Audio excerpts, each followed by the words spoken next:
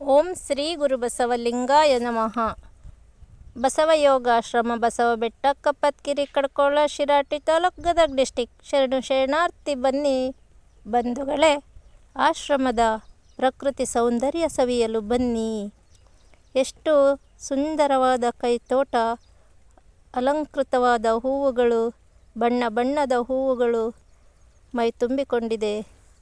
ಎಷ್ಟು ಆನಂದ ಆಗ್ತಾ ಇದೆ ಅಂದರೆ ಕೈತೋಟದ ಹೂವುಗಳನ್ನು ನೋಡ್ತಾ ಇದ್ದರೆ ಸಮಯ ಹೋಗೋದೇ ಗೊತ್ತಾಗೋದಿಲ್ಲ ಬಂಧುಗಳೇ. ಸ್ವರ್ಗ ಅಂದರೆ ಏನು ಅಂತ ತಿಳಿಬೇಕಂದ್ರೆ ಒಮ್ಮೆ ಭೇಟಿ ಕೊಡಿ ಶ್ರೀ ಬಸವ ಯೋಗಾಶ್ರಮ ಬಸವ ಬೆಟ್ಟಕ್ಕೆ.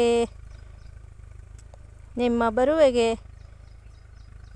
ಬರವೆಮಗೆ ಪ್ರಾಣ ಜೀವಾಳವಯ್ಯ, ಶರಣರ ಬರವೆಮಗೆ ಪ್ರಾಣ ಜೀವಾಳವಯ್ಯ.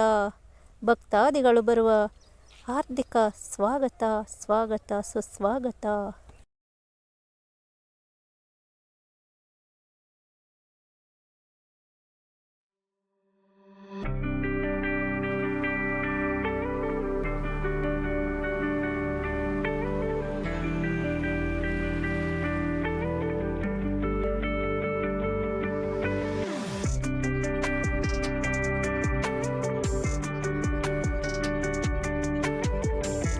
ಆಶ್ರಮದ ತೋಟದಲ್ಲಿ ತೆಂಗು ಹೊಂಬಾಳೆ ಬಿಚ್ಚಿದೆ.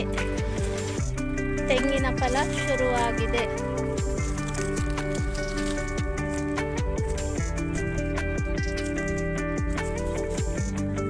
ಮಾವು ಕೂಡ ಬಿಟ್ಟಿತ್ತು ಈ ವರ್ಷ, ಆದರೆ ಹಣ್ಣು ತಿನ್ನಕ್ಕಾಗಿಲ್ಲ.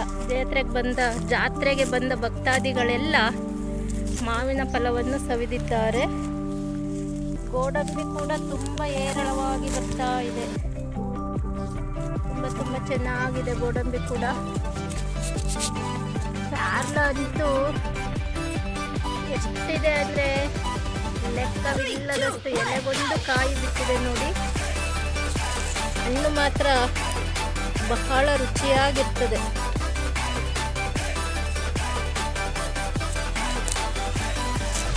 ತುಂಬ ಚೆನ್ನಾಗಿ ಬಿಟ್ಟಿದೆ ಗೋಡಂಬಿ.